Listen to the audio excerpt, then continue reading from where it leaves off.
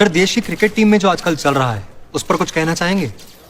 जी, सिर्फ यह है कि 9 महीने से 15 साल तक के बच्चों को मीजल्स और रुबेला यानी MR का टीका जरूर लगवाएं और एक टीके से इन 2 बीमारियों से सुरक्षा दिलाएं।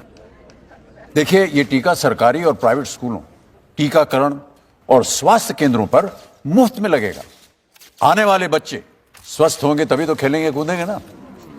मैं सभी माता पिता, टीचर्स, डॉक्टर्स, आशा बहनों और स्वास्थ्य सेविकाओं से कहना चाहूंगा कि बन जाइए कोच और MR की टीके की जानकारी गली गली में पहुंचे।